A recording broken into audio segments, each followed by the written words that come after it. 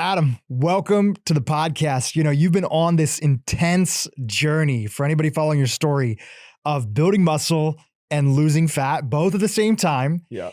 And for my audience who is interested in the same thing, and many of them want to live their fittest year ever. Yeah. Let's talk about some of those top do's and don'ts that you've learned in your own journey that can inspire their own 30-day program or protocol. Okay. I want to start off with the first one. Maybe give us a don't that you experience yourself on your own journey. Well, I think if anybody that's watched the last 3 months I've been doing this, I made a lot of mistakes. I think maybe that's probably what people enjoyed was it was relatable. I was honest and authentic, and I just kind of, I didn't have a major plan. I had a goal in mind of losing as much body fat as I could, building as much muscle. But I kind of went as I felt and just communicated what was going on. Probably one of the first mistakes or pitfalls I had on the second month, I really didn't move body fat percentage. I was really frustrated with that. The goal was to lean out more. I added a little bit of muscle, so it wasn't a completely at loss or terrible, but I didn't lose any more body fat. And what I communicated to the audience was I had 3 weeks in a row where I had a vacation, I had a birthday, and then we had this race car thing that I did with my wife. So basically 3 weeks out of the 4 weeks I was traveling, So virtually, a third or more of the days were in hotels, flying in airplanes, airports. But I still was eating good. Yeah, I didn't eat off the plan per se. I was still going through Chipotle and getting chicken rice bowls and, staying away from the desserts and alcohol. So I would consider myself eating really good. And I was tracking. Tracking when you're traveling and in the airport is a guesstimation, right? I didn't carry my scale with me, and I wasn't, and I wasn't getting back to the cook and say, did you use any butter or oil in this stuff? So I was looking at it going, okay, that's probably 6 ounces of that. That's 4. And I like to think that I'm pretty good at that since I did that competitively. But when the results came in, and I didn't lean out, what that told me was my estimations were off, and not just a little off. They were off enough for me actually to build muscle and not lose, which means I had to have been in a calorie surplus more often than I was in a deficit. And based off of my tracking, I thought I was at a consistent 500 to 1,000 calorie deficit. So I wasn't just a little off. I was off by hundreds, maybe 1,000 calories on some days, which was mind-blowing a bit. But when I really think about it, it wasn't, because in the past, when I am competitively tracking and trying to lean out like that aggressively, I just don't eat out like that. Like in my competitive days, I carried Tupperware wherever I went just so there wasn't room for error. And so what I think the biggest takeaway for the average person who maybe isn't trying to get competitive on stage, but why this is so important. First of all, labels can be off by about 25%. FDA allows that. So 25% room that they can go. And of course, if they label it as a healthy food, it's in their best interest to lowball a number, right? If you are going to a healthy restaurant or ordering from the healthy menu, when it says 300 calories, you're picking it because it's low calorie, but the truth is they could be 25% off there. And that's what the recipe calls for. That doesn't also account for the room for human error. Anybody who's ever been in a Chipotle line has had this happen, right? When Steve scoops your double meat, it ends up being 12 ounces. But when Barbara does it, it's 6. You know what I'm saying? But they both are double scooping for you, but one's heavy-handed, the other one's not. So who's accounting for all those extra calories? And we check it off as, well, it was a healthy choice.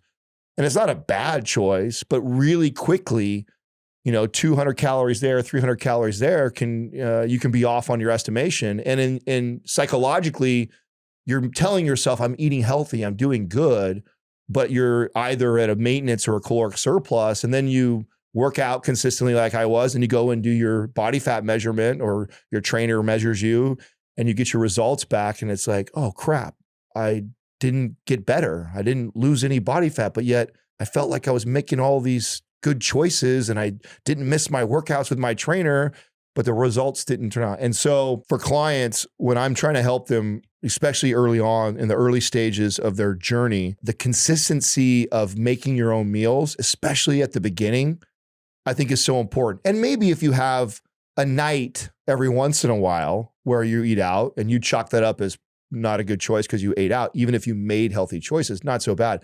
But when you start stringing in the amount of days that I was traveling in that short period of time, it's a quick recipe for over-consuming, even if it's healthy food, and can easily stall your progress. Now, that's also okay if that happens, but what happens to people that are trying to do this on their own journey is they get discouraged by that. And that really tends to spiral something. This is what I communicated on that YouTube was I was frustrated, bummed, but aware of what happened. So I explained to the audience that how easily this could happen to even somebody with my experience. And so the attitude you need to have is, one, don't be discouraged. Don't beat yourself up. That's just, I mean, you traveled a lot. I was in airports. I was taking vacation. I wasn't making my meals. And so that's a good chance that could happen.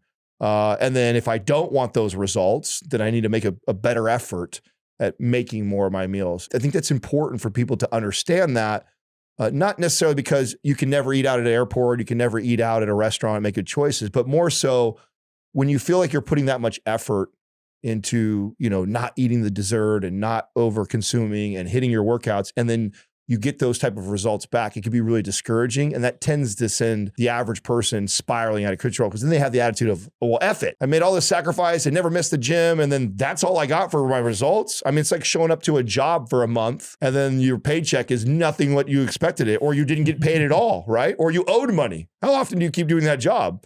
You say, forget it, I don't want to do this anymore. So the average person, I think, that is working towards their goals and that happens to them many times, that those type of results will happen, and then they get discouraged and then they quit and give up, or they swing the other direction and just say, oh, forget it. Like, why make all these sacrifices?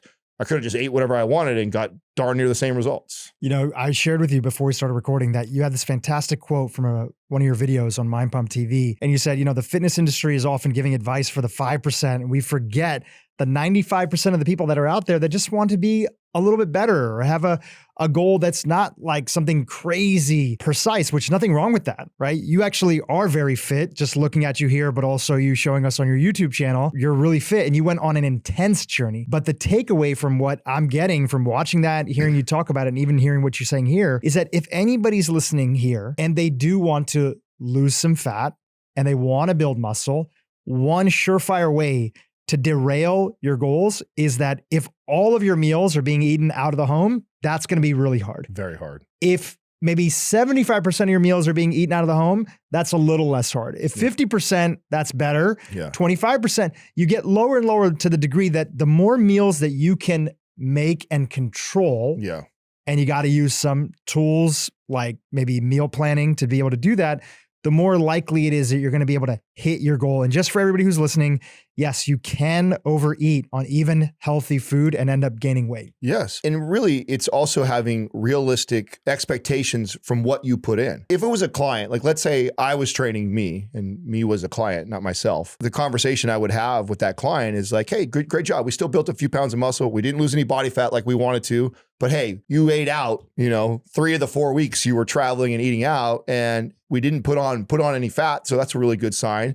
And we at least built a little bit of muscle. That's good because that means you lifted weights and you made good choices. We just overconsumed. Having just realistic expectations to the results. Where people really get spiral out of control is when they have this expectation that they're going to see this huge swing or change, and they feel like they put all this effort in because they're running around the airport looking for the only healthy place to eat, or they're getting up extra early to make it to the gym because they don't want to miss that workout, but they're still doing a lot of the eating out and traveling. And so then they expect they're going to see a greater return, and then they don't. And so the conversation really is like, it's not bad, or you didn't do something per se wrong. We definitely made it difficult to see great change in a single month. So that's okay. Next month we'll be more consistent with that. And to address the 5% thing, because that's a major pet peeve of mine. A lot of the success that Mind Pump has had has been on not getting caught up in the noise of our peers. It's easy to allow the YouTube kid who likes to do the voiceover video and tear apart something we say and try and use studies to argue a point that we're making, and get into this pissing contest between other professionals on who's smarter, who knows more, who can tout more studies than the other person. Meanwhile, we're losing the majority, and all we're doing is appealing to this small percentage of radical fitness people that do read all the studies, that want to know all the nuances and to get that extra 1%. But the reality is that's not most people, and that's not really what most of us got in this business to help. I enjoyed training some competitors and the elite people that want to get to the next crazy level, but that's not what filled my bucket. Like filled my bucket, and what I did more than anything else was train normal people. People that said things like, Adam, I don't like to work out. My doctor told me I had to be here. Or I know that I want to be able to play with my kids and my grandkids, and so I'm here, but I don't like this. I don't know what I'm doing, and I'm here. That's what I like to train. Those are the people I want to help. And for those people, a lot of the stuff that you hear online and a lot of the things that a lot of our peers are arguing over, all it does is end up confusing them or making it more difficult when there's bigger rocks for those people to focus on. And it's unfortunate that we do allow some of us to get into these pissing contests of who's smarter in the space versus really trying to bring everybody up and help the majority. So I think we do a pretty good job of communicating that, but I know sometimes we can get dragged into those battles with other peers on who's smarter, who knows more in the fitness space. Well, let's talk about doubling down on some of those rocks, the ones that significantly move the needle forward. You were talking about the average person. When I talk to my podcast audience, which is a lot of individuals right around my age, maybe somewhere between 35 and 55 as the biggest concentration, but we have a lot of people, especially women in the, 60 to 70 age group as well too, 50 to 60. And when I hear their goals and what their version of their fittest year yet looks like, especially when they're thinking about 2025, it's, hey, I want to lose 5 to 10 pounds. And I'd love, especially for a lot of my audience that's not former in competing, maybe doesn't even have a history of resistance training. They're like, I would love, now that I know the importance of muscle, I would love to at least build 5 pounds of muscle. Yeah. Right. Add that. So when you're thinking about your own journey and some of the things that have worked for you, obviously, so many of the basics, what would be those same, what would be the top things that you'd be sharing with our audience who is that average person that's coming in with those goals? For sure. So let's talk about the 20 plus years I've been doing this. By now, if I'm not to the thousands, I'm definitely in the high of hundreds of clients that I've trained and I've helped. 99% of them, when they first get started, one of the first things that I would do before I tell them how to eat or tell them what to do, I actually always ask people to just track and pay attention to what you're doing. So if you eat a Snickers bar every single day, I want you to do that. If you have a glass of wine at dinner every night, I want you to do that. All I want to do is I just want to see what a normal week or two of eating looks like for you. And then we're going to make these subtle tweaks along the way. Now, from all the years or decades of doing that and the hundreds of people, almost all of them were under eating protein grossly, like way under eating protein, especially my female clients. Men too, but especially my female clients. I mean, we're talking 30 to 60 grams of protein on the high end for most clients. And when you ask most of them, do you eat a lot of protein? They say yes. Because what happens, they go, well, I have eggs for breakfast. I have a turkey sandwich for lunch. And then we normally have a chicken stir fry or something for dinner. So I eat a lot of protein. And in their head, that's how they attribute a high protein diet. Well, the 2 eggs was 14 grams at most, maybe 12 to 14 grams. The turkey sandwich only has a large Subway sandwich or large Togos is 4 ounces of meat. So there's 20 grams of protein right there. And then let's just say they eat a giant piece of chicken, 8 ounces, which is a lot for a female. Now she's got 35 grams. So 35, 12, what are we at?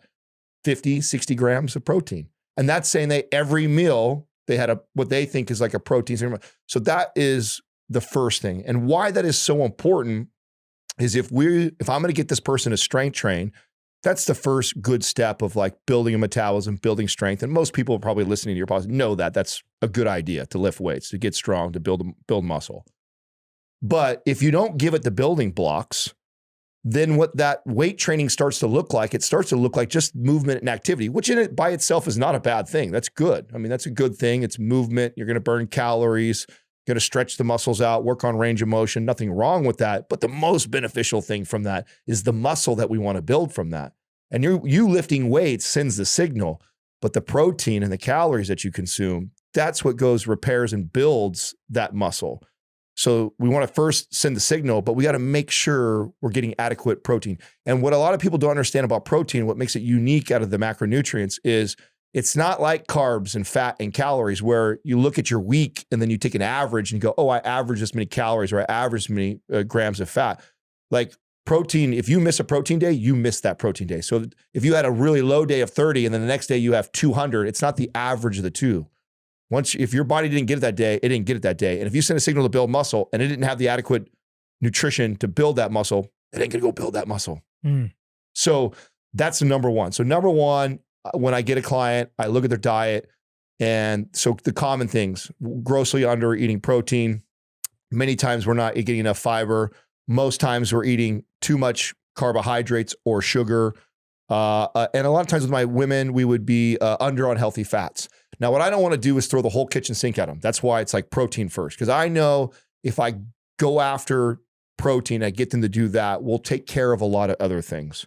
Protein's the most satiating macronutrient. And so a lot of times my clients that overconsume on the sugar, the carbs, all the extra calories, just by shifting them of focusing on protein, automatically starts to carve some of that without me telling it. And there's a part of that that's so important. We as humans have this rebellious nature.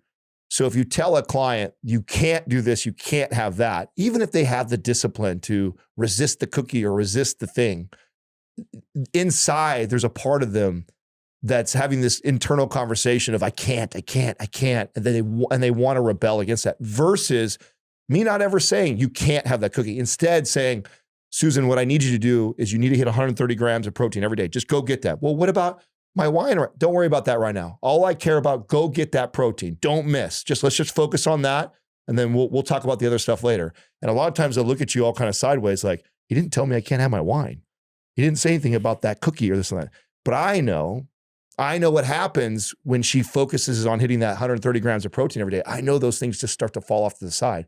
And even more importantly, I'm playing the reverse psychology with her. I'm not telling her she can't have those things, so she doesn't feel like she's like restricting from anything.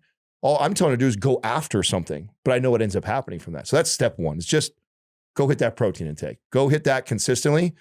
And then if I can get them based off of their schedule, I'd love to get them lifting weights 2 to 3 times a week. Before you go into the lifting weights part, can I ask a question? Can I interrupt? Yeah. So, so much of our audience has heard from having, we've had Sal on our podcast before. Obviously, this is our first time having you on the podcast, so thank you for agreeing to do this. Thanks for hosting us in your studio. We've had Dr. Gabrielle Lyon on the podcast a couple years ago when she was talking about muscle-centric medicine. And now really, so many people have gotten the memo on protein, right? They're hearing it. And yet, when I sit down or somebody emails me and I ask them a simple question, when was the last time you've tracked consistently your protein for a week? I hear the same thing again and again. Maybe never. Maybe a day or two at most. Yeah. And then on top of that, you ask them how they're doing it, and it's not really the correct way, from what I understand, to be able to do it. So let's talk about that. For literally the person who's heard this is like, I got it. I got the memo on protein, but maybe hasn't actually sat down and said, nobody's ever really told me the basics of how do I actually track and what do I need if I'm really going to look at auditing my calories and in particular my protein. Can you walk us through that? Yeah, no, absolutely. I mean, you had Lane on your show, and Lane did a really good job, I think. And I'm in alignment with what Lane said, which is that it's like your finances. And like Lane said, I agree that not everybody, if I'm coaching you, necessarily do I have track, right? If I have a client that has an eating disorder and has a really messed up relationship with food, I'm going to tiptoe around that, right? I'm going to teach them other behavioral ways to get them healthy because I recognize they have a dysfunctional relationship with food, and getting them hyper-focused on measuring and weighing could only tip them over. So let's carve that group of people out, because I don't believe everybody should track, and because I wouldn't do it with that client. But that's represents less than 5%, of the population. The other 95%, I do believe that you should at least at the beginning track for the same reason Lane is, like, just to get an idea of like where you're expending, and what does that look like? Well, invest in a scale, right? And a food scale, and cook your meals for a week. That's normally all I need for a client. Give me a week of tracking your own food that you cook at home. And you can do it in one, like I recommend a lot of times to people, like, make Saturday or Sunday a meal prep day, and you sit down and you prep out good 60, 70% of what the foods you plan to eat for the week, and use a scale doing that. I like sticking to things for this period of time, real basic stuff like rice, sweet potato, yams, quinoa, as far as my carbohydrates. Meats, I'm really flexible on what meats you like. If you like fish, you like chicken, you like steak, whatever they are, and then a scale so we can weigh 6, 8, 10 ounces, whatever portions, and then an easy number, okay? Whatever your goal weight is, male, female, doesn't matter, whatever your goal weight is. So if you're trying to lose weight, what weight do you want to weigh on the scale? If you're trying to gain weight, what weight do you want to weigh on the scale? That many grams of protein. So if you're a woman and you want to weigh 120 pounds, even if you're 160, 180, right? So 120 grams of protein is your goal. If you're some guy, some skinny guy who's trying to build muscle and you weigh 150 pounds and you want to weigh 190, well, then 190 grams is your goal. So whatever your goal weight is, go 1 to 1 of it. And this is a great example too of the fitness space that I can't stand, right? There's a lot, like if you get into the science, you know, it's 0.6 to 0.8 grams of 2.2 lean body mass. And it's like, who in the is going to figure that? It's like, that is what's optimal. So there's this argument online of like, who's giving the best recommendation for protein. Most all the studies will show most all the best benefits you'll get is a good ratio. It is 0.8, but 1 is just easy to track. Just 1 gram to the pound of body weight to which one way will cover most all your bases.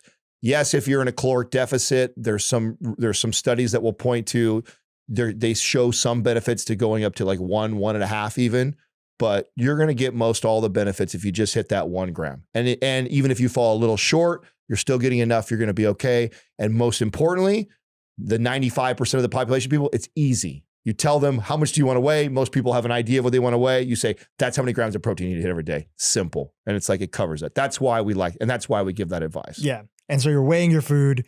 You're ideally maybe using some sort of app. Yeah. You know, there's a bunch that are out there. MyFitnessPal, Fat Secret. There's a bunch of them. Those are 2 of my favorite. And don't get hung up on the details of all the different apps and what might be more accurate, has more tools. It's like, all we're really using it for is to track and get an idea of, and like kind of what Lane says, just like get an idea of what does 6 ounces look like? You know how many times I've had somebody who thinks something, I mean, I know me, I'll never forget when the first time I tracked, I'd already been a trainer for like good 6 or 7 years. And I still hadn't like weighed, measured, and tracked food. And up until that point, I'd still been guesstimating. And I would sweet potato. And again, it was a healthy food. And it, you know, in my, back then, this was before, you know, internet, dating myself a bit, right? We had these books, you know, it was like a small sweet potato, medium sweet potato, large sweet potato. And then it would have the calorie breakdown. I'm like, oh, that's probably a large one. But it didn't go by weight. It went just by small, medium, and large. I'm like, oh, that was like a large sweet potato. So I put that. Well, then when I actually started weighing and realized that was 3 times what the large sweet potato was in my book was in ounces of sweet. So, and those things could vary. Like, I mean, everyone's seen you've seen sweet potatoes oddly shaped like this to this small to whatever. So it's like, there's this massive range. And that's a difference of like 300 calories by being that far off on measure. So just highlights that even though it's a healthy food, and even though I was even using a book to kind of guesstimate back then, that the weighing and tracking is so important just to get an idea of kind of what does 6 ounces of meat look like? What does 8 ounces of sweet potato look like? How many calories is that? And tracking that for at least a week so we get a baseline. This will also highlight, going back to like Lane's analogy with finances, like where's your greatest offenders? Like, I mean, I know, like, I love that analogy because I just recently did that with my wife with our finances. And, you know, I remember telling her, like, you know, just feels like stuff's leaking out. Where are we spending all this money? It doesn't make sense. We should have more than this. Oh, wow. We're spending that much on DoorDash every single month. Oh, wow. That many Instacarts are coming to our house. Like, I had no idea we were spending thousands of dollars on something like that. Because you don't think about it. You're like, oh, it's $7 here, $12 there. Oh, it's not that much. But then you become aware of it and you're like, I was using way more than that. The same thing goes with nutrition.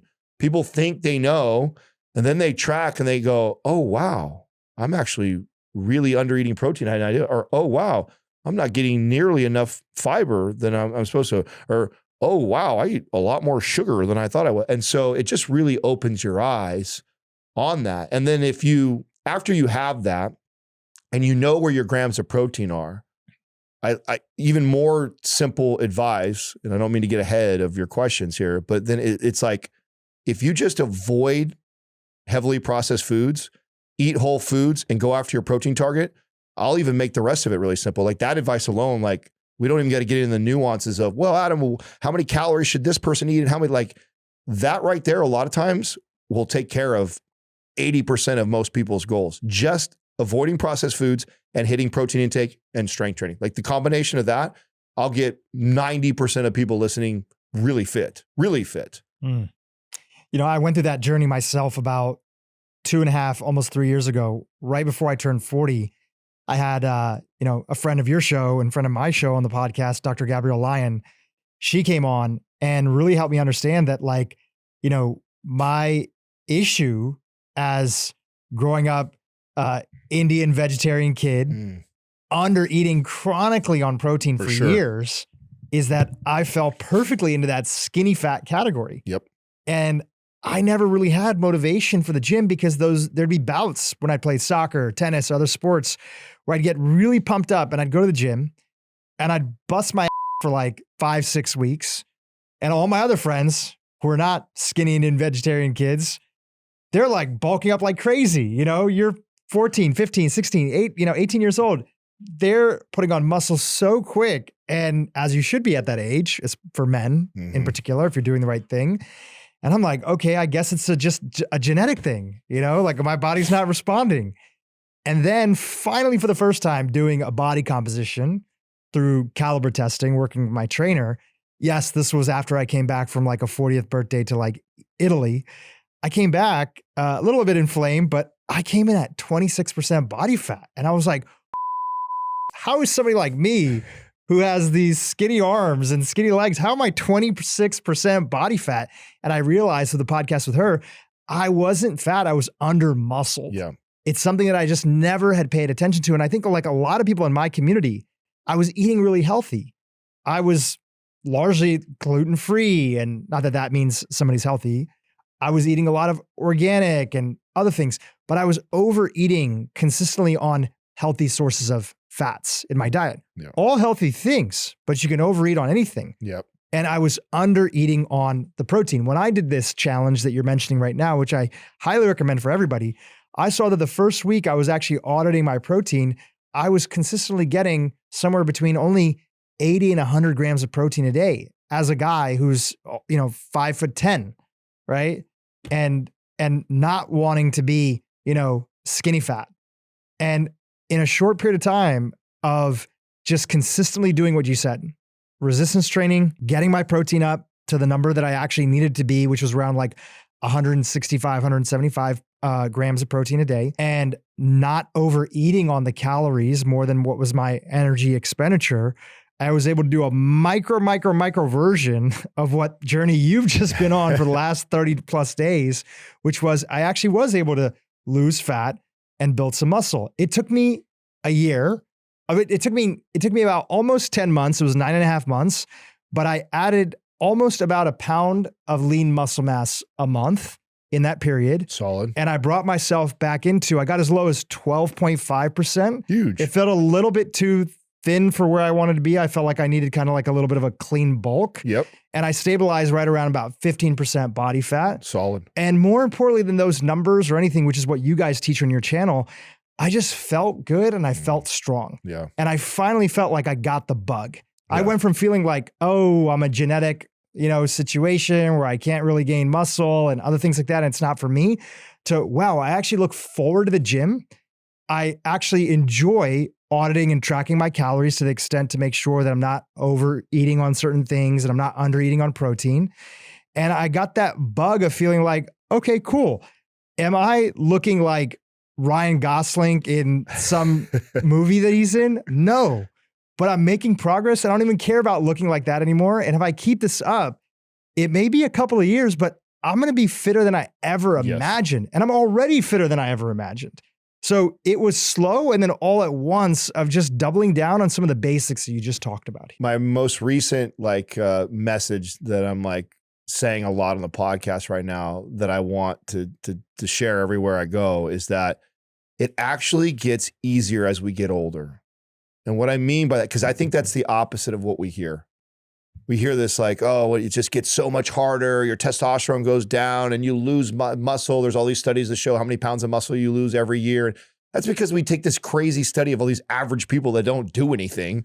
And then of course, yes, as you get older, the average American testosterone, bone density, metabolism. Yeah, it all goes down. But the average person is not who we're trying to help and talk to right now. We're trying to talk to people that are interested in building muscle, building metabolism, getting stronger, getting fitter. And if you do that and you do that consistently and you do just what you're doing right now, 5 years from now, you'll look back and go like, oh my God, it's easier than it's ever been for me. And I look better than I've ever looked. It gets better. It gets easier. What you got to see that, 3 months is a bit of a microcosm of what I'm talking about. It's really a testament of is prior 2 decades of training consistently and taking my physique to this 240 pound jack bodybuilder guy. Now since then, which was when we first started this podcast, so it's been 8-9 years that I competed. I have totally fallen off the volume of training. I mean, when I was training at the highest level, I was training 7 days a week. And I mean, my life revolved around competing, just like any other sport. And then when we got the podcast was really cranking, this became my priority. I didn't care anymore about the competitive level. So my training volume looks more like 2 or 3 times a week, and many times stretches of weeks where I haven't worked out in a week right now. Many of these times where I've got off weeks that are sporadically. And so over the course of 8 years, I lost first about 25 pounds over the first like 6-7 years. Then I took a GLP-1 as a test for my audience.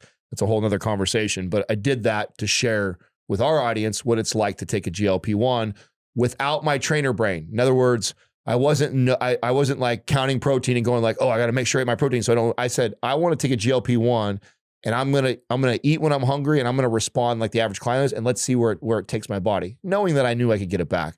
And I lost another 25 pounds and half of that was muscle. So I lost a lot of muscle doing that. So now I'm down 40, almost 50 pounds of muscle. If you compare all the way back to my bodybuilding days. So part of why you saw such radical change on that transformation journey for me is because that's how beautiful muscle memory is. Is that because I had already invested in training consistently for so long and my body has seen 40 plus pounds more muscle on my frame before, all I had to do was turn those dials, get back to hitting my protein intake consistently and get back to training consistently. And my body remembered it.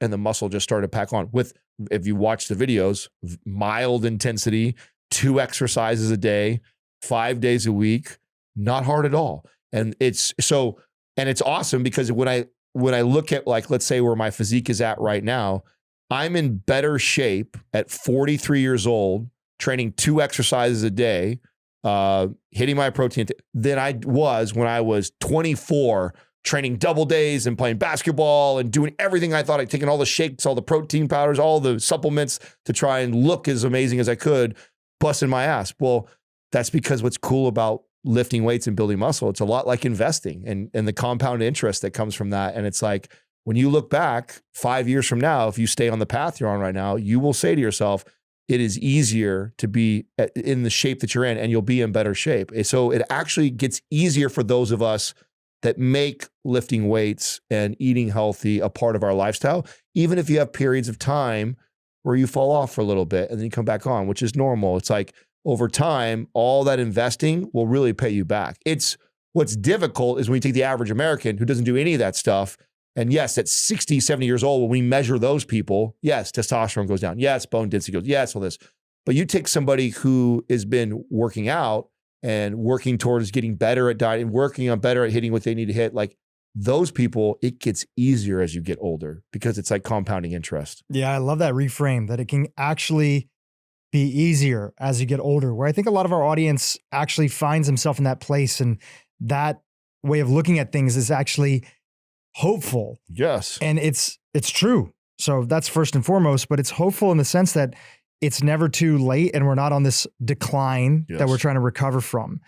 I think the other thing about this age range of anybody in that 40 plus category, which we're both in and a lot of our audience is in, they're also in a stage of their life where they're not 18 or 20 or 25 years old, where their entire life is dedicated just to fitness. They have a family life, and a family life that often they love, kids. They have maybe a business that they want to put attention to, or one that's growing and they want to keep on make sure that it's heading in the right direction. And I think that your advice is really, what can you keep up on the fitness level and on the dietary side that fits into your lifestyle so that you love it forever. Yes. How do you see that in the stage of life that you're in right now? So I'm very much so in this like kind of maintenance for my physique, right? I want to be healthy, strong, mobile, to keep up with my 5-year-old son. Like that's my number one priority. I'm long past the aesthetics and caring what I look. What I just went through on that little journey was more so to show the audience what you can do in a short period of time with the right focus and attention. But personally, where I'm at, like I care more that I can stay mobile, I can stay strong, and that I can stay active with him and keep up with him. And what it takes to do that is not nearly as much as what people think, especially when it's paired with whole foods and making good food choices and hitting your protein intake. So for me, I'm a lot like you, only I wasn't vegetarian. I had a sugar addiction. And so if I'm not paying attention to my food, what it looks like for me, a lot of carbs, a lot of sugar, very low protein, but I get the same result, skinny fat. So I become skinny fat guy. So my arms get small. So the average person looks at me and they wouldn't think I look fat, but I've got this little pooch belly and my body fat percentage is up. And that is a testament of overeating calories that are sugar, carbohydrates, or saturated fats and not getting enough protein. So what ends up happening is the body stores body fat and loses muscle. It loses muscle because you're not giving it enough protein or sending a signal to keep the muscle. And it adds body fat because you're over consuming calories. Simply me just hitting my protein intake, even if I overindulge and still overeat, or even if I still fall off a little bit on my training, the consistently hitting the protein hangs onto my muscle. So I'll actually still keep a decently fit physique. So for me, like that's a huge priority. Is like just stay consistent with that. I'm always reminding myself little behaviors of going after that. For me, I'm a big guy, so 200 grams is mine. That's a lot of protein that I got to hit consistently. And I know that I have to kind of get after that early if I'm going to hit those numbers. So it's like the first 2 or 3 meals is really, really important how I do that. I'm also notorious for if I'm not paying attention, I'll skip and go all the way till noon before I have my first meal. And now I'm playing catch up all day. So for me, it's like, that's important. Hit that protein intake because I know I want to keep the muscle that I've worked so hard to build. And that's important. So it's hitting that.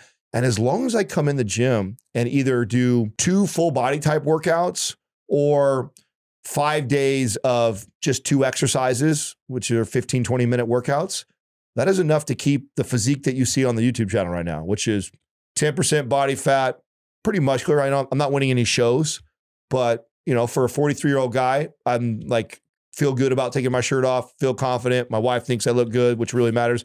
I can lift pretty heavy things. There's nothing that's around my house I can't lift up on my own. I'm mobile enough that I can sit in a squatted position and play with my son for an hour comfortably. Like that's kind of how I look at like the way I approach my training now. And again, I'm blessed because of all the years of training that it just takes a little bit of stimulus. I'm sure Sal has gotten into it with you because he's the study guy, but the studies they have around how little you have to train in order to keep, there's different studies that report anywhere between 1/5 and 1/8 the amount of volume. And to put that in perspective, what does that mean to the average listener? Okay, if you built this crazy impressive physique training 7 days a week, 1 hour a day, that means it only takes 1 day a week and for an hour to maintain that physique. That's crazy.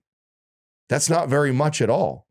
So if you worked to build and have been consistently lifting weights, and then as long as you're doing 1/7 the volume, you should be able to maintain that. Obviously paired with hitting your protein intake and making the good food choices. If you fall off on the protein, you start overeating, consuming, and you reduce volume, well, then you'll get to what you and I are notorious for, the skinny fat.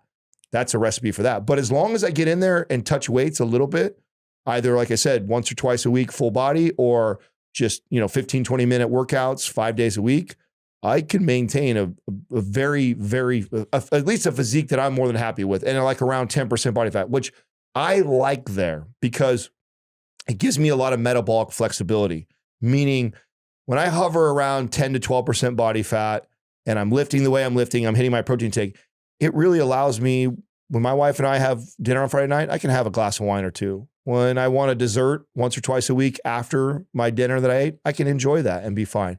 And it might, one week of doing that a lot might tip me up 1% or so. And then all I have to do is kind of rein it back in next week and it goes right back.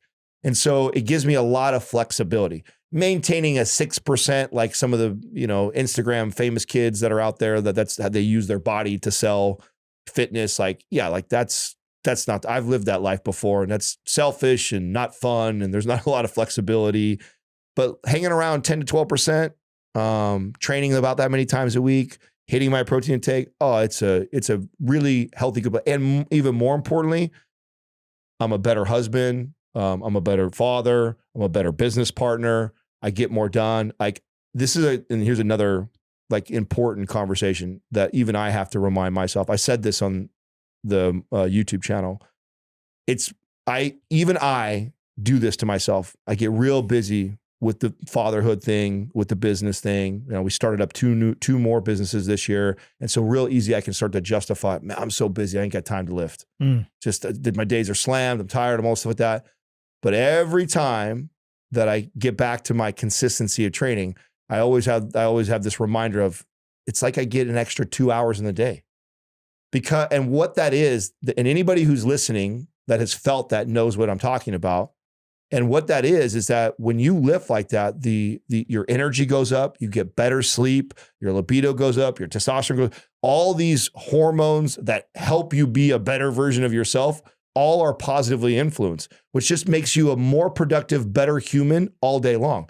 So then I'm getting more done work in a shorter period of time. I'm more likely to come home and help my wife around the house. I'm more excited to play with my son and so those are the things that keep me focused on being more consistent, more so than what I'm trying to do with my physique or where exactly my body fat percentage is. That I'm doing these things every day so that I'm better at all those other things that are more important to me, which probably resonates more with your audience. And I think our audience too is like, that's what I'm trying to do. Yeah, no, that's great. As you're talking, I realized like, you know what? I don't feel amazing today how I normally do. What's actually going on? And as you were sharing, I was like, oh, wow, I know why.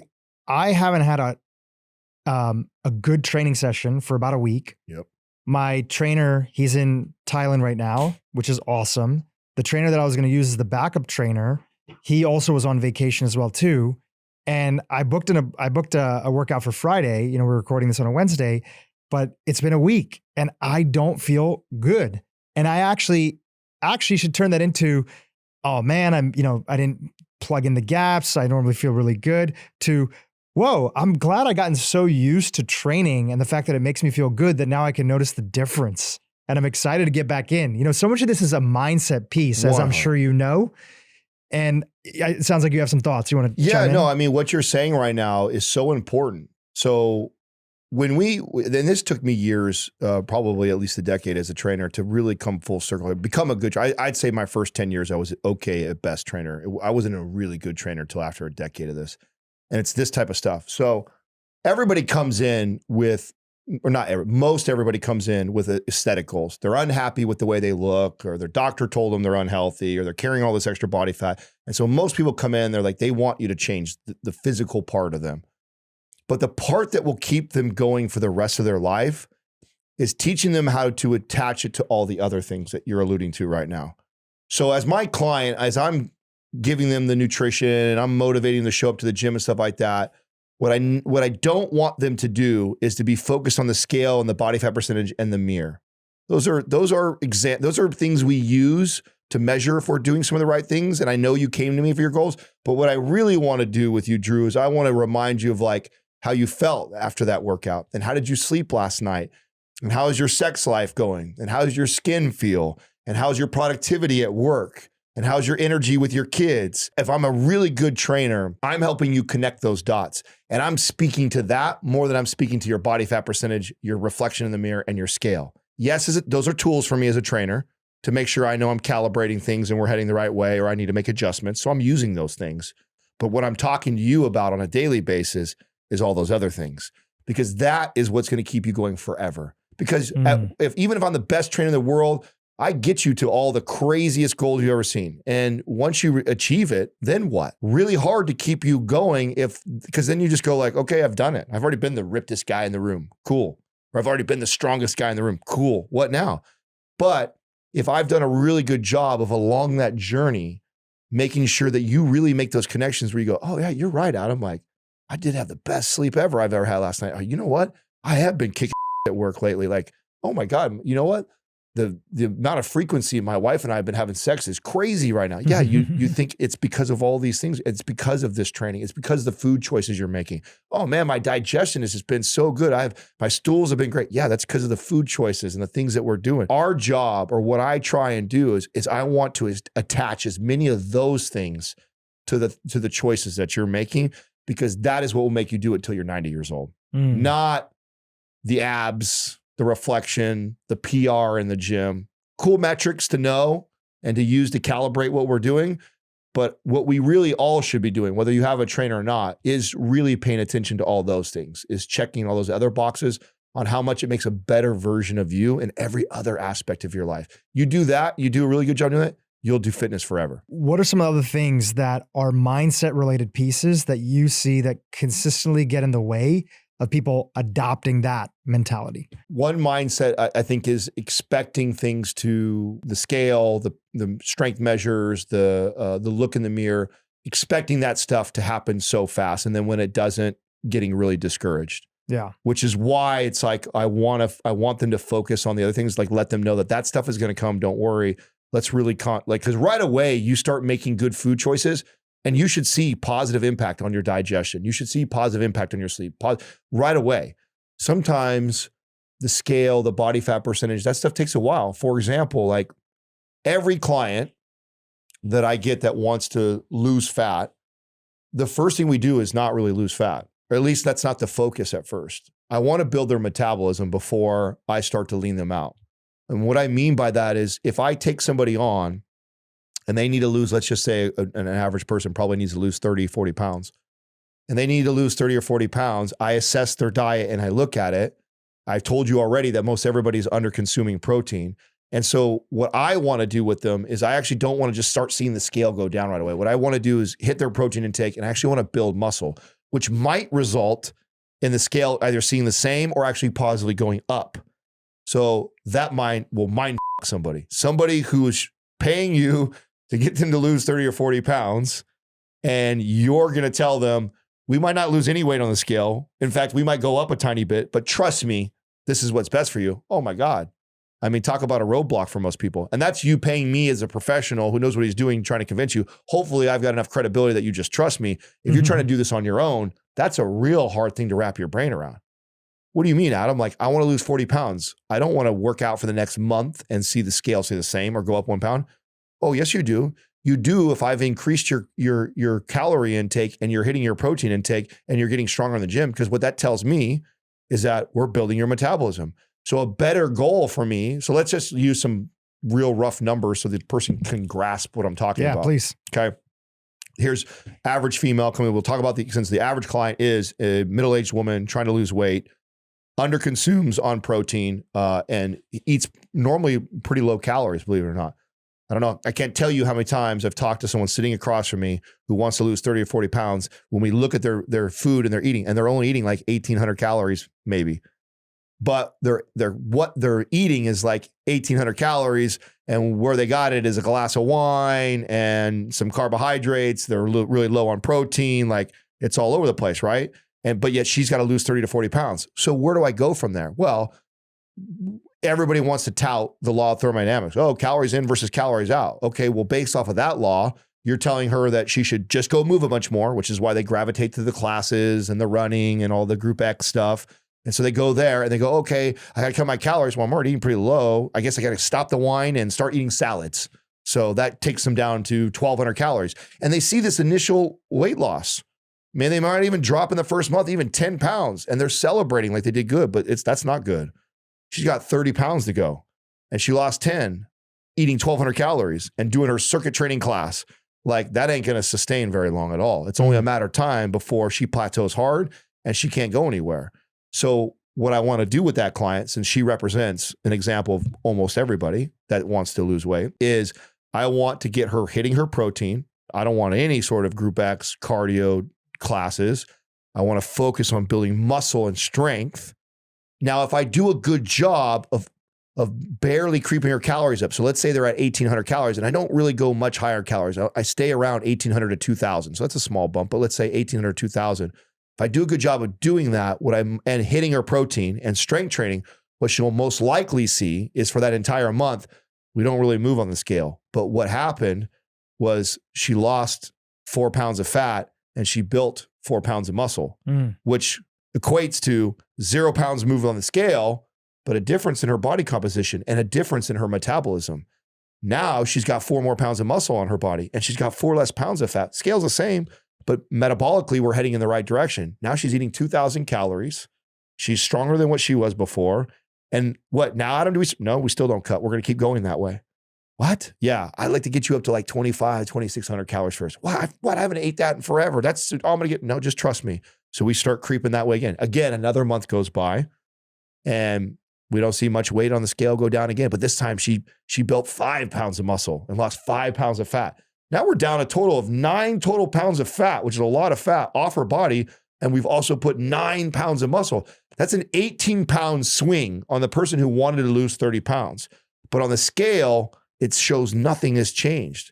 That gets in everybody's way. And that is really hard for the average person to wrap their brain around. But that person is kicking compared to the lady who cut down to 1,200 calories and lost 10 pounds the first month. They're kicking and they also actually look great. Exactly. And then if you have them stand on a scale, you'd be shocked. A lot of women would be shocked to see how much they weigh.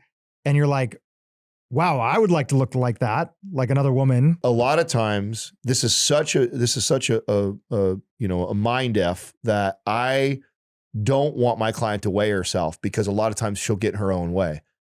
She'll see the scale and that will mess with her head too much. So a lot of times with my client, and a lot of this is based off the first assessment. When I'm getting to know them, I can feel it out. I'll know if somebody's like, oh, I've got to keep the scale away from her. She keeps referring to it, how important it is to her. That tells me right away she's going to freak out if it goes up 2 pounds. And I don't even care if it goes up 2 pounds. Like if I increase her calories, there's a chance, and she's lifting weights, there's a good chance that not only she's going to go up a little bit in carbohydrates, which pairs with water, holds water. She's probably going to be drinking more water because she's now working out, which is going to mean her body's going to hold more water, which means she could easily be holding a pound or 2 of water that I don't even care about. But she will freak out if she hired me to lose 30 pounds and her scale goes up 2 pounds in the first week. Or she's going to lie to me and she's not going to do what I tell her to do. So a lot of times a client like that, I'll be like, here's the deal. You're not allowed to weigh yourself for 30 days. Or I had some clients where I would weigh them, but I'd make them turn around on the scale so I can see the weight just so I'm keeping track of things, but I don't want them to see it. And then I'd let them know later on, don't worry, I'll let you know where you're going, but I don't want you paying attention to that because I've already told you when we first met, the scale's not important. I don't care about that. We're changing body composition. I can keep your weight exactly where it's at and radically change the way your body looks. Trust me. And so that gets in most people's way when they first start is not understanding what they want to do and the why that is so important to get her up to say 2,600 calories. Imagine that same client 3 months go down the road. Okay. We have the 2 scenarios. We have the lady that started at 1,800. She cut to 1,200. She lost 10 pounds. And then she cut again, let's say down to 900 calories and she lost another 5 pounds. So that lady is down 15 pounds in 2 months and she thinks she's doing good, but boy, is she struggling because she's only eating 900 calories, doing her cardio classes like crazy. And she's hanging on by a thread. But the only thing hanging on to her is that she's halfway to her goal of 30 pounds. The other lady who's doing it with me and doing it right, she's the same 2 months down the road also, and her scale hasn't moved. But she's added 9 pounds of muscle. She's lost 9 pounds of fat. She's eating now 2,200 calories. Totally different situation. And then I'm going to take that lady again up one more month. We're going to go up again. We're going to go up to 2,600 calories. And the other lady's like, I can't cut anymore. I'm going to eat 900 calories. That's basically two salads and a chicken breast a day is all I'm eating. So she's like, maybe I'll do more cardio, more classes to get a little bit more weight down. And then at the end of that 3rd month where that lady's eating 2,600, now maybe I go, okay, let's drop you down to 2,000 calories from your 2,600. And she just does this. And body fat just starts coming off like crazy. And then she's eating more than what she ate when she met me. And she's leaning out. So she's comfortable with the calories she's eating because that's what she was eating anyways. She's eating more and she's losing weight. That is a difference of getting yourself in a metabolic advantageous place versus working against your body and trying to muscle your way to fat loss. That gets in the way of everybody.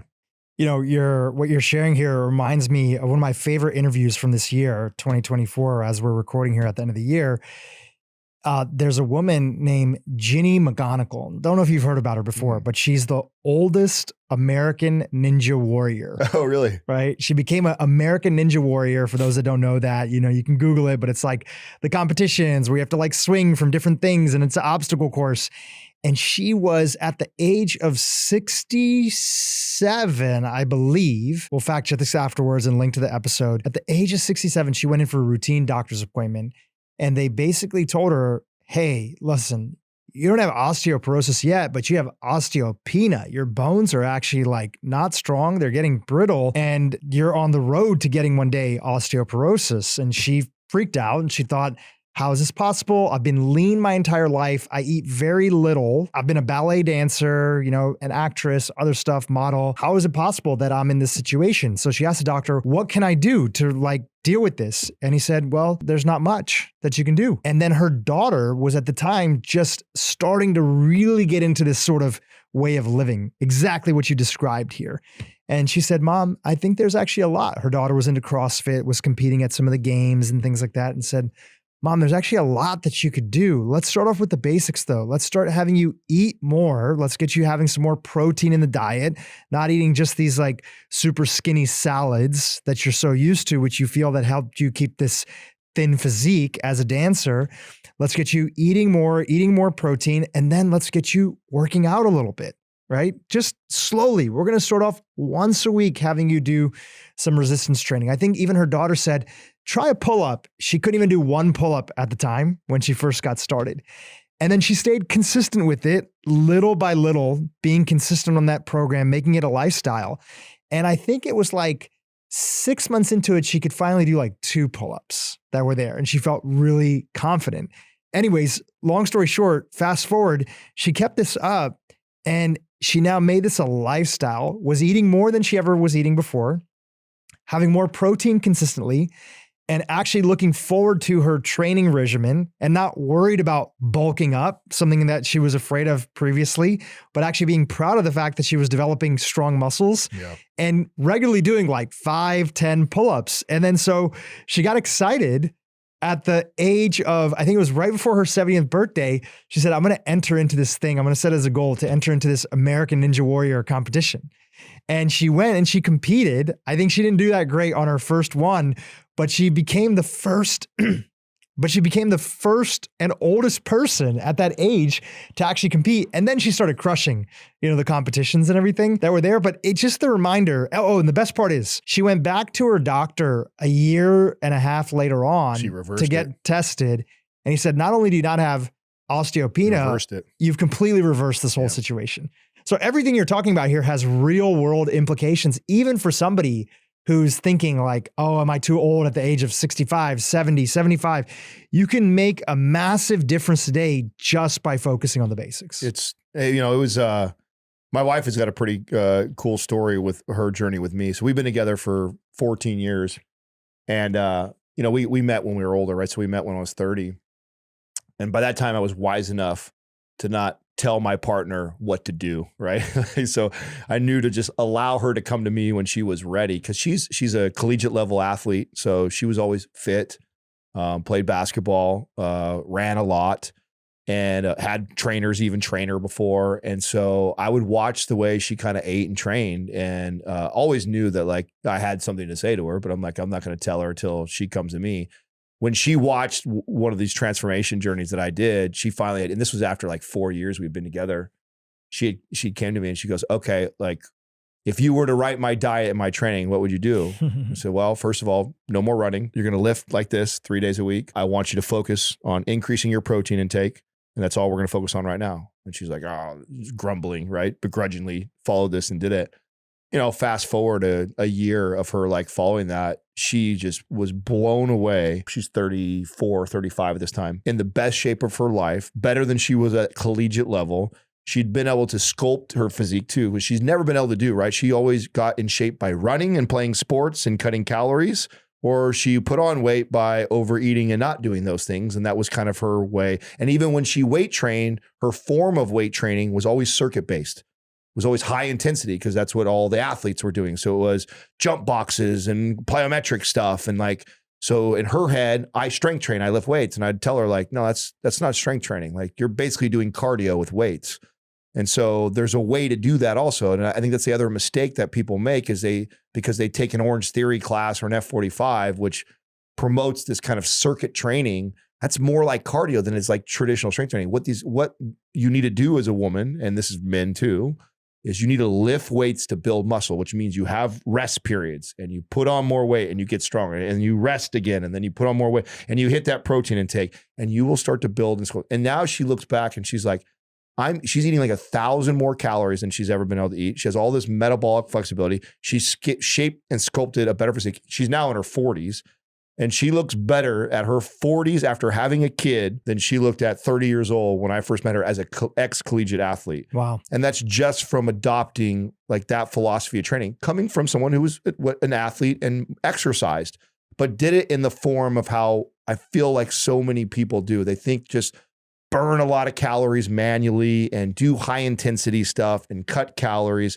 And that's their mode of getting in shape, when it's like, no, the beauty of lifting weights is you can sculpt your physique. And when you sculpt your physique and you build muscle, you also build your metabolism, which gives you all this room and flexibility with the calories. You can eat way more with that extra 10 pounds of muscle on you than if all you try and do is burn calories all the time. And so it's so cool to look at her at 40 something years old after a kid, and the frequency of her training and the intensity of her training. She doesn't even have to do with that. She's got to go in and kind of touch the weights every once in a while. And she maintains a better body and a better physique and a better metabolism in her mid 40s than she did at 30 years old coming out of college. Crazy. Something that we would all want, right? Something that we would all want. And that is possible if we can focus on just the basics and take out a little bit of the noise, which is what I really appreciate about your guys' channel and the business that you've built. You know, you're really here to help provide signal in this world of noise, that just a few things done right is all we need to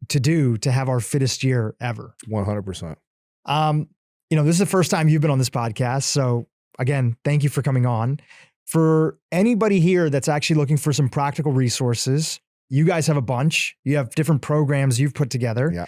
What would you recommend to them after listening to this conversation? If they're looking for a little bit more guidance, what's available for them? So I always drive people to mindpumpfree.com. We have built a plethora of free guides and resources. It's absolutely free. And there's guides for every goal or thing you want. There's even a 30 days of free coaching, which is like an email drip of tips. A lot of the tips that we give on the show that you can sign up for, and you can get all that. That's all free stuff. I would send you that way first. You talked about my journey. I think there's a lot of really good, practical, basic advice in that. Even though it's a road of me getting like really shredded, the advice that I'm giving nutritionally and how I approach the lifting weights, everything from how I'm training to what exercises I choose to me talking about the nutrition, probably really valuable for someone that's willing to watch that. That's on the YouTube channel, Mind Pump TV. You can watch the whole journey. Direct people that way. I mean, I think that take advantage of all of our free content that we've put out there, and then hopefully we get you listening to the show after that. Yeah. And for those that want more of a program or protocol? I mean, we have programs. We have lots. Yeah, we have, we have 23, 24 different programs at mapsfitnessproducts.com. But again, I always tell people to go take advantage of all of our free content first, and then the programs will find you. Amazing. Yeah. Well, we'll link to all those in the show notes below.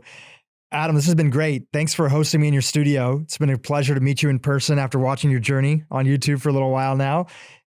Thank you so much for the practical advice that really is helping that 95% of the community that's out there. I put myself in that audience of people who want to live a big and healthy life, that fitness is a key goal of theirs. It's not the only goal of theirs, but it is a goal, fitness and health, that when done right, gives them the energy, the focus, the longevity for everything else they care about. So super appreciate you, brother, and all the content you put out there. Thank you, Dhru. YouTube, if you enjoyed what you just saw, keep watching for more great content on how to improve your brain and your life. We're not exercising as much. We might be eating a little bit more indulgent foods. We're stressed like we didn't used to be. We're not sleeping like we used to. Those things can cause insulin resistance.